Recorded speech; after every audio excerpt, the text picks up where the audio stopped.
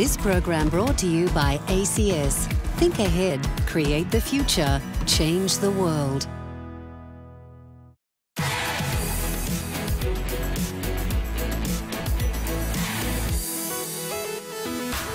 This is Swipe on Your Money. Hello, I'm James Daggar-Nickson. Welcome to Swipe, the show designed to keep you up to date with all the latest and greatest trends and products in tech. Coming up. And that coach combines a combination of AI and machine learning with actually human intervention. Fitbit launches a new advanced care platform to help manage your health. Our interview with the Fitbit COO later in the show. Plus, we'll get our hands on the new Samsung Galaxy Watch, as well as a scanner that can help you preserve your priceless family photos. And in what could be potentially another Cambridge Analytica moment, Google has revealed that a security bug allowed nearly 500,000 Google Plus user data to be accessed since 2015.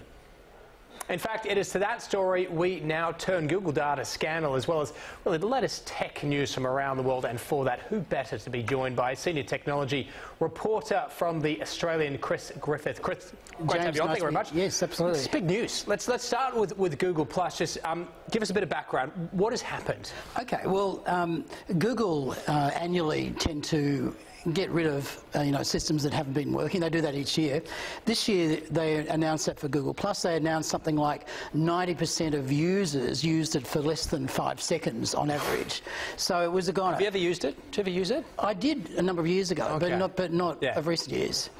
But the really big news was about this this defect in it, where from 2015 up till March this year, it basically there was a whole lot of information that private information that became vulnerable to the developers of Google Plus. And my understanding as well that Google weren't exactly very forthcoming about the reasons why they were actually turfing Google Plus, and it's subsequently come out that there was this huge security breach. Yes, now that is really the hub of the story. I mean, it's bad enough that there was a security breach, and it involved also the friends of people. It's a bit like Cambridge Analytica. The data of the friends of people that were using Google Plus apps, their data was vulnerable as well. But the biggest issue was the fact that when they discovered this in March this year, they went quite on a kind of cover-up of the whole thing. And there's in some of the media, there's some of the leaked internal emails that Google said, we don't want to be like Facebook, we want to be under the radar. And it's really serious stuff, because it means for 6 months people who were on Google Plus weren't aware that their accounts were vulnerable to this, and Google basically covered that up. Now, I've done a bit of work today. I talked with the Information Commission office, and they're going to ask about Australian users, whether they're involved with this. And one of the really interesting parts where Australia may play a role in this is, while in Europe the legislation didn't come in until about May, for this to be a really serious business. Our legislation, the notifiable data breaches scheme, came in February before. So it captures the period. So it captures this period. So it's going to be interesting to see whether Google get into a lot of trouble in this country about this breach. It couldn't come at a worse time, considering the such focus on all of these companies around privacy. With that in mind, I mean, how many people potentially do you think may have been impacted by this? Well, I mean, we've seen the figure 500,000. It won't be as much as on Facebook, because there were less people on Google Plus. But one of the things that I've noticed both with Facebook and Google is they say, well, look, we haven't seen evidence of any untoward activity involving these accounts. But it may take years or months before we actually see that evidence, because accounts go on the dark web. They can be auctioned. I've been reading a book about that whole process, and it may not be for ages that you realise that your identity has been stolen, and all the ramifications of that. Let's talk Facebook, because to be perfectly honest with you, when I first heard about this, I thought it might have been a joke. But Facebook has a new piece of of kit, a new piece of hardware, essentially a video camera that they want you to put in their home to have video calls with people. Yes, well, I'm describing this as the intersection of social media with reality TV, which sounds a scary place to be. The point about it is, you know, at this time we've been worried about all these data breaches. All these companies, Facebook with the portal, Amazon this morning in Sydney was showing off the Amazon Echo Show, which has both a screen and a camera as well. And then about 2 a.m. In New York, 2 a.m. our time in New York, we expect to see the Google Home Hub as well. Now, we don't know if there's a camera with that particular one, but suddenly you've got these companies actually collecting video of what we're doing. The same companies that have been involved in these data breaches offering to collect video and do video calls with other users of their system. Which makes me think, who at Facebook thought this in the current climate, considering all the issues they've had with privacy breaches, that it would be a good idea to say, hey, who wants to put in a Facebook video camera that we may or may not actually be recording all of your calls and what's going on in the house? Well, it's spectacularly precise bad timing, if I can use that phrase for it. All I'd say to viewers is, you know, these home hubs have their use. Like, you could have one up there. You could be trying to do a recipe. You can get it. You've got flour on your hands, and you can get to play a video of how to, you know, mix eggs or something that you don't know what to do. But what I'd suggest, if you're going to buy these, is just get a little bit of gaffer tape or black tape and put it over the camera, because that's the famously Mark Zuckerberg doesn't he? I mean, there's the famous picture of him in the background. He's got his laptop and he's actually got a band-aid over the camera and the laptop. Let's move on. Fortnite into the gaming space. Now, the Fortnite parent company Epic has made an acquisition. They've made a really interesting acquisition, a Finnish startup called Camu, which has a system called Easy Anti-Cheat. It's about stopping cheating in gaming. Now, Fortnite and Epic have been under a lot of pressure over this because there's actually a big black market in selling modifications to games so that you can cheat. I mean, it's got a genesis back decades ago, back in the days of the Commodore. They had this instruction, you could poke numbers into memory cells and change, you know, the number of lives you've had, how much money you would have, and all that thing. It was a bit of a... It wasn't so serious back then, particularly in the non-connected era, but in this era it's really serious. And there was one cheat which was downloaded 78,000 times. So there's actually good reason why they might buy Camu. And they say it's also to improve user experience. But cheating is a big issue in gaming. There's bots, there's all this software. Ironically, a lot of the people who download it, because of where they get it, often get malware and adware as well, which, you know, the old cheats never prosper side of it. But it's an important acquisition. And finally, just before you go, can't talk tech without touching on Elon Musk, the ongoing travails that are Elon Musk at the moment. Just your takeaways from everything we've seen over the past few months and his role as the CEO in the face of a publicly listed company. Well, I've got two views about Elon Musk. I see the man who made the Falcon 9 rocket just recently land back on its moorings, and Tesla and that. But then the man who seems to have a real weakness, particularly when it comes to Twitter. Without going into the fine print, there was that issue with the divers in Thailand, which is litigious. But him now tweeting on, you know, the Tesla share price and when it was going private, or saying he was going to go private $420 with the funding secured, where it wasn't secured, this gets into really serious regulatory territory. And he escaped. The Securities and Exchange Commission put up a proposal. They were going to take him to court. Then they put up an agreement which he knocked back through the board. Then the second one he's agreed to, but now he's described them on Twitter as the, quote, short seller enrichment commission. So he's really tempting fate. He reminds me of the bloke who walks down the road past the picket fence where there's the dog that's barking and salivating, and when you get to the other end he just walks back past the dog yet again. And he's done that about 3 times. And I think maybe this time he might get away with it. We don't know, but I think if he strays into this territory, the SEC is going to have to act. Yeah, look, it's like picking a fight with the umpire. You're never going to win. I just feel for the Tesla shareholders. We're going to leave it there. Chris Griffith, pleasure as always. Thank you very much. Thank you. We're going to take a break. When we come back, sleeping more and losing interest in activities and exercising. These may be signs of worsening mental health, and new software developed by Fitbit may be able to intervene and get some early warning. We'll bring you our interview with the Fitbit COO next.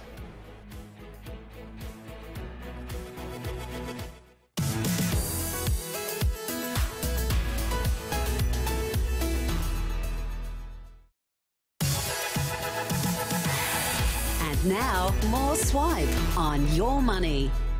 Welcome back. Well, Fitbit has launched a personalised health platform that will help connect healthcare professionals with customers. The new service will process data from your Fitbit wearable to help prevent and manage several diseases and health issues. Well, for more, I sat down with Fitbit Chief Operating Officer Amy McDonough for more on the new offering. Amy McDonough, really appreciate you joining us today. Lots to talk about, and I want to get to Fitbit Care in a moment, the reason why we are here. But just firstly, from a strategy perspective, there has been a big and pretty long-term push into health as far as Fitbit is concerned. Why? Just talk us through the strategy behind that push. Sure. So first of all, thanks for having me, James. We actually have a long history in health. So we've actually worked in the health space for about 8 years, starting in the U.S., really through corporate wellness and working through enterprises, so employers, health plans, and health systems.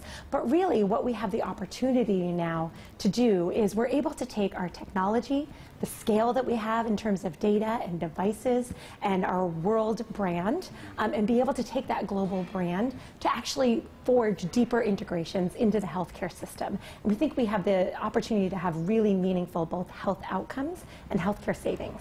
So, I mean, wearables it's a very competitive space, very crowded space. I mean, do you see this health aspect as a point of difference for Fitbit? Yeah, I think we have several differences, of course. They start with some of our devices, right? Cross-compatibility and interoperability across OSs. Our battery life, the cost and affordability and accessibility of the devices. All of those are really differentiators that really are important to health care.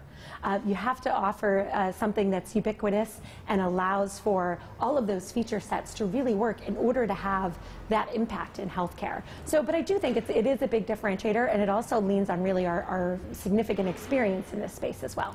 And how do you actually, I suppose, approach, if you like, the aspects of health? Is it about awareness and detection? I mean, is it about actually moving towards self-diagnosis? Sure. So we can actually support the whole person, meeting them at the right place, at the right time, with the right technology. So that starts with, of course, access to data and understanding your numbers around your heart rate, your steps, and your activity level, your sleep habits.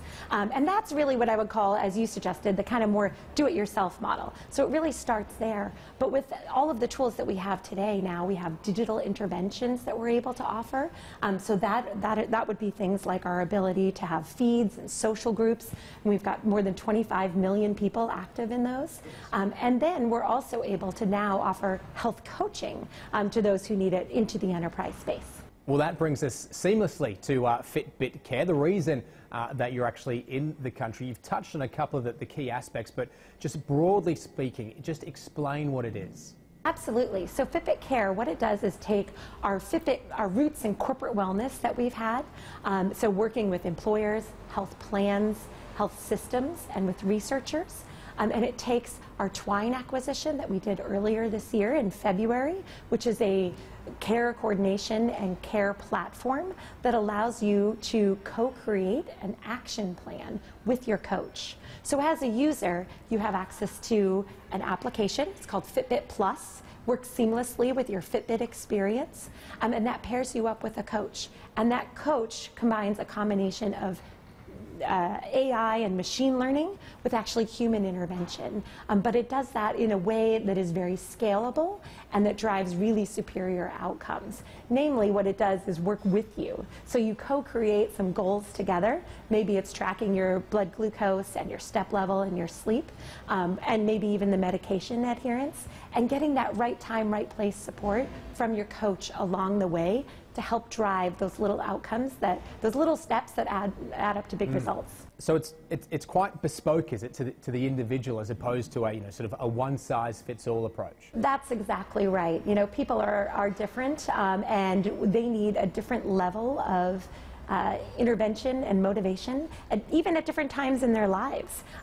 Forget across a population. So it's population health, but it's doing it in a way that is personalized and that gives them, again, that right intervention at the right time that helps them meet that next level of goal. So who is all of this actually aimed at? I'm interested that you've made mention of the sort of the enterprise market. Yeah, so this is for the enterprise market first and foremost. And so we work with enterprises today. In Australia, we worked with more than 50 employers, representing more than 45,000 employees who are actually wearing devices as part of their programs today.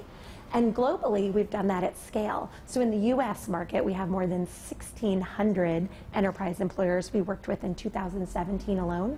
That represents more than 70 of the Fortune 500 and more than 100 health plans. So we're really already bringing this at scale. Those are those employees, the members of a health plan, the research community will have access to this Fitbit Care to help with that journey to health.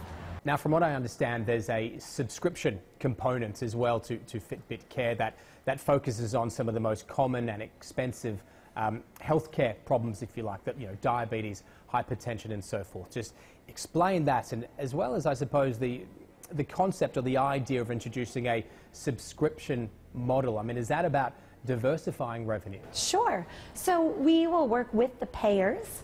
So that, again, could be an employer, depending on the country and the business model. It could be an employer, it could be a health plan, it could be a government. And we'd be working with those markets to bring this to market. And then, yes, it would be on a per participant, so the way that the employee or the member might access the data.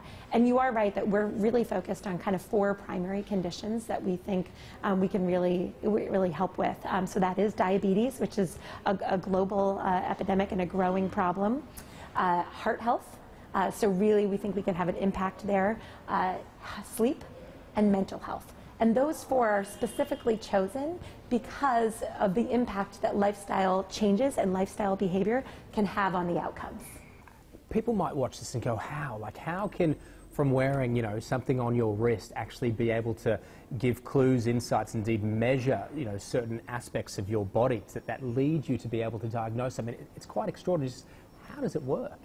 Yeah, it's, I'm really fascinated by our R&D team, our research and design team. They're able to really, it actually comes from our scale. So we're able to see a lot of data, billions of nights of sleep and number of activity exercises. We're able to take that, which allows us to build predictive algorithms and predictive results of what's going to happen. Our original devices, you had to tell it when you were going to sleep and tell it when you were waking up. We can now detect that automatically. So it's really the size and the scale of the data and our experience in the industry that allows us to give that right motivation. And so that allows us to do that kind of early, detection of something in that early alert system, or that, that early warning system that then will allow you to reach out to your coach or a healthcare professional to kind of better understand your health and go beyond that DIY model. Now you're here in Australia to launch Fitbit Care. It's only the second market that this is rolled out in. Why? Why Australia? How does Fitbit view the local market? That's right. Australia has a strong culture around health and wellness, and we have seen that in our sales, in our retail share. So I think we have about 84% market share of the tracker and smartwatch category. So it's a really strong market for us. We've also been here from a health and wellness perspective with our employer offerings since 2015. So we've been here for many years. So it only made natural sense that we would bring Fitbit Care to this market first, knowing, again, just the culture is very supportive of it, and there's a strong population who's looking for this next motivation. And it also mirrors kind of some of the global issues. So, diabetes and heart health are things that are important to Australians today as well. All right, time for a quick break. When we come back, we'll review some of the latest gadgets with Tech Guide editor Stephen Fenning. So stay with us. We'll be back with more Swipe on Your Money. Now, more Swipe on your money. Welcome back. Well, here at Swipe, we are committed to bringing you all the latest and greatest in tech gadgets. And to show us, well, the latest, Stephen Fennick, editor of Tech Guide, is here in studio. Stephen, thanks very much for your time. My pleasure. We've got a few things here. What are we going to start with? I think we start with the Samsung Galaxy Watch. This was just released last week. It is the latest device that not only can give you all your smart notifications, but it's also got a built-in eSIM, so it can also connect you to your network even when you leave your phone at home. So you can connect with Android devices, iPhones. It can then allow you then to receive your calls wherever you are. So if you're in the surf, you're out for a run, you still get your calls. So you can actually answer and talk. You can. On the phone via the watch. You can, yeah. So have you ever done that? I have, Is it a bit strange? Sort of well, it's actually loud enough for you to, like, I've received a call with my, working on my laptop, and I didn't need to move my arm at all. I could hear it pretty easily, but it's a great, not only device for your connectivity, you can use Samsung Pay, so ideal scenario, you leave your phone at home, you go have a surf, you go buy your coffee, no phones in sight, but it's also a great health device as well. So if you want to keep track of your steps, it also tracks your sleep as well. So you can see how much REM sleep you're getting, whether you're getting enough sleep to begin with. So really handy product, that one. Look, there's a lot of competition in the market. Obviously, a lot of people know the Apple Watch. We were just hearing from Fitbit. How does it rate, do you think, against some of the competitors out there? Yeah, it does a few things that the Apple Watch doesn't do. Sleep is one. Sleep monitoring is one. This also will roam on international networks. So if you happen to have your phone in another country, this will roam in that particular country. So you can leave your phone in your hotel room and still get your calls out and about. The Apple Watch doesn't do that just yet. Crucially, how much? They start at about $549. There's two sizes, 40 and a 44 millimetre. So the smaller watch maybe to suit the women. I think there was complaints that one size didn't really fit all before that, so they thought they'd make a watch for a smaller one for the ladies and also a larger one for the men. Fantastic. What's next? Let's talk the Epson printer. This is called the Fast Photo. Now, who hasn't got albums full of pictures in their cupboards? I know I do. This is a great way to digitise your photo albums in seconds. So it takes 36 photos at a time. You put them in, a second it takes to scan your image, and then send the file to either your computer or to the cloud, whichever you like. It takes all shapes of photos, postcards. What I really like about it, it takes, you know, back in the day, the old black and white photos where people used to write on the back. It actually can scan the front and the back in a single scan. So it does all that as well. It can also do your documents, so if you've got important contracts and files you want to keep track of, it can handle it as well. So really handy, really fast, and rather than going through the flatbed scanner and going through all that process, it can zip through really quickly. How much? $799. This seems all right. Just been announced. Yeah, I think this is really handy, especially if you've got a lot of photos to get through, especially if you're maybe a family who wants to get through their photos. A great investment. All right, and finally, this looks exciting. I don't mind security cameras. Yeah, well, I think this is an important product for a lot of people. Security is really important. This is the AppCam Solo Plus. This has all the things you'd expect, high definition. You can store your video locally or in the cloud. You can power it with a solar panel if you want to pay a bit extra so you don't have to recharge the battery. But this has got Thermo Sense, so often you get a lot of false notifications with other cameras. It may see a tree swaying in the background or a car driving by. This with Thermo Sense, it detects both the heat and the movement, so you're not getting any of those false notifications. If someone's there, it'll notice them.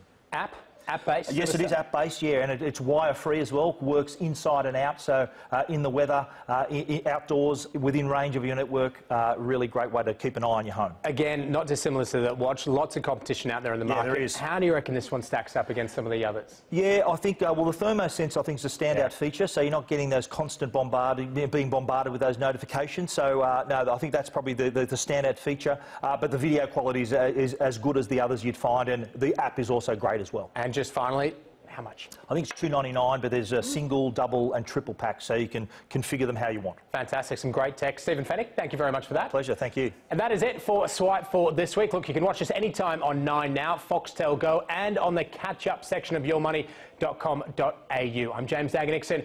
Have a good night.